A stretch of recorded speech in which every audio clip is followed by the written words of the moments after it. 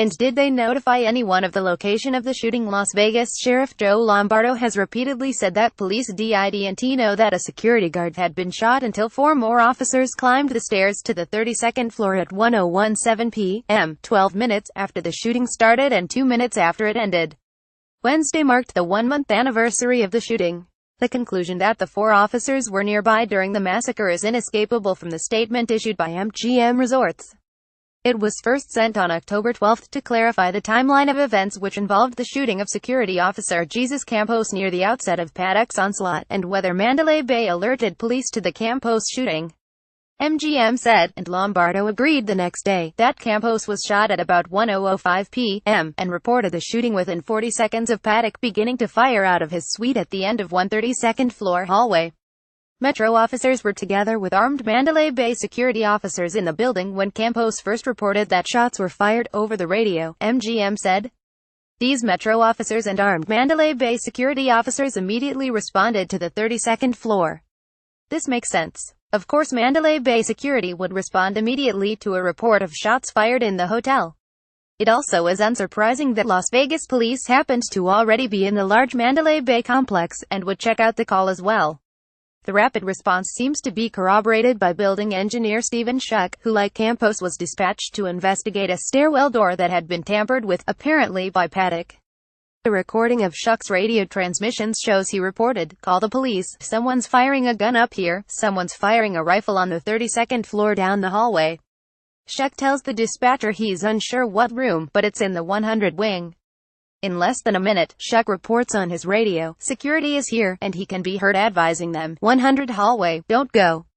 So what did those police and security officers do, and why did a team of officers who headed up the stairs in search of the shooter have to find the 32nd floor themselves, over a 10-minute period, rather than go directly there when they arrived? They reported the Campos wounding, but no more shots fired, so they evacuated the floor, and an hour later blew open Paddock's suite door to find him dead. Sheriff Lombardo said in a press conference on October 13 that he agreed with MGM's timeline statement released the day before, which eliminated the prior 6-minute gap between when Campos was wounded and when Paddock began firing into the concert crowd. But he did not take any questions, then or since, and his department has not responded to multiple inquiries from the Washington Post. MGM also declined to answer questions. And with an active shooter in the process of committing the largest mass killing in recent American history, the uncomfortable question arises: should the Las Vegas and Mandalay Bay officers have tried to stop him? To add some context, the city and private officers almost certainly carried only semi-automatic pistols, with up to 14-shot capacity and maybe some extra magazines on their belts, while Paddock was wielding high-powered rifles apparently modified to fire with automatic frequency. The officers didn't know how many shooters there might be. And they could see a wheeled cart in the hallway near Paddock's suite, with wires trailing back under Paddock's door. Those apparently enabled a camera to show them the hallway, but could also have appeared to the officers to be a booby trap if they got close enough to see it. Paddock had fired a first volley of shots through his door at 10:05 p.m., wounding Campos and causing Schuck to duck for cover. The New York Times, in a video compilation of footage recorded during the shooting, theorized that Paddock fired a second volley through his door at 10:10 p.m., based on the muted captured outside the hotel. This could have been Paddock seeing those first city and hotel officers on his floor. Lombardo has said Paddock fired 200 rounds into the hallway, also to be considered after the 1999 Columbine shootings, and then again after the 2008 Mumbai attacks. First responders are no longer told to wait for backup. Police protocol is to go in immediately, find and neutralize the shooter. The officers who eventually climbed the hotel stairs and reported the shooter on the 32nd floor were following this protocol, though Paddock had stopped shooting by the time they arrived. Now, what about the unnamed, previously undiscussed officers who were there while Paddock was shooting? From 1005 to 10:15 p.m., Pete Blair is one of the foremost experts on active shooter training. As the executive director of the Advanced Law Enforcement Rapid Response Training Center at Texas State University, he has trained thousands of law enforcement officers in these situations. He cautioned, as the Las Vegas sheriff has, that the timeline of events hasn't been conclusively established. The first officers to arrive have to make the assessment what to do, based on the circumstances, Blair said. "We teach that the first priority is to stop the killing. But do they? Las Vegas police have a policy. Do they allow such officers to confront active shooters? Some departments require a certain number of officers before such a confrontation, Blair said. It really does come down to the read of the officers on the floor, Blair said, as to what they can accomplish. Well, they're supposed to assume some risk, they're not supposed to get themselves killed. He said the officers should notify their supervisors of the situation, but if their communications are not solid, it definitely warrants more caution. David Gomez, a former FBI counterterrorism executive and Los Angeles police detective, said the first officers in such a situation have to ask themselves, do I kick the door? Do I wait for SWAT? I think the prudent thing for the officers is to wait for some direction.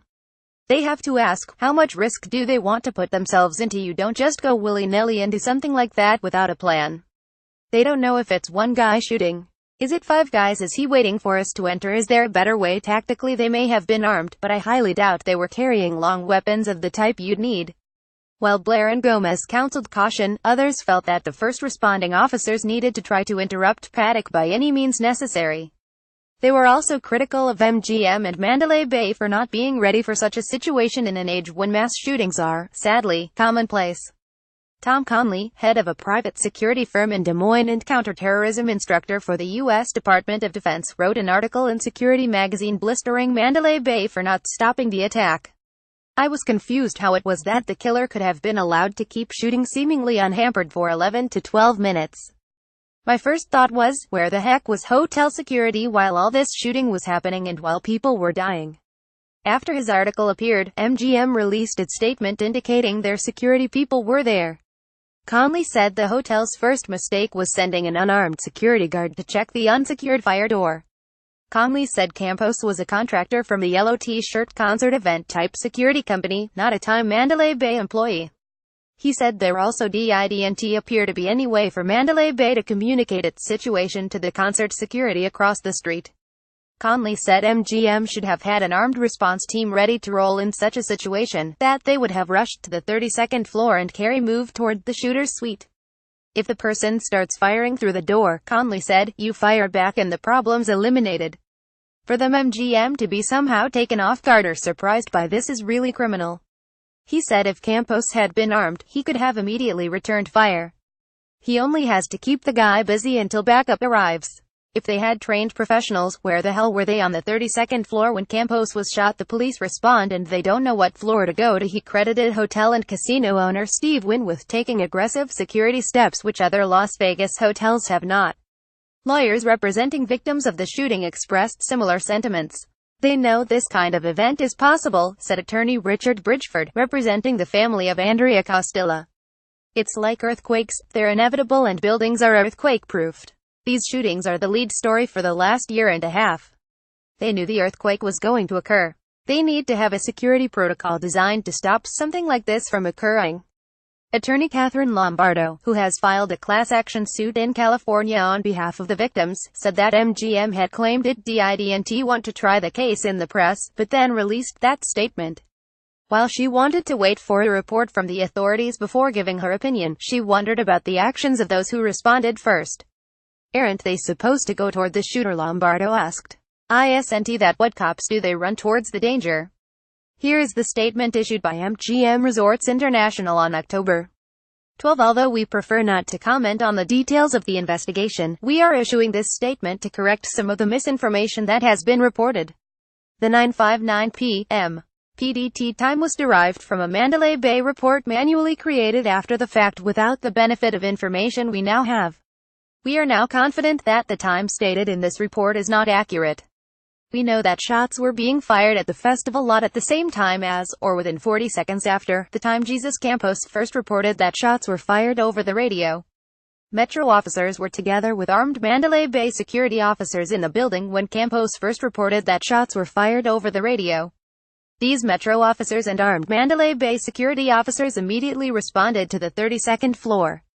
We will continue to work with law enforcement as we have from the first moments of this tragedy as they work toward developing an accurate timeline.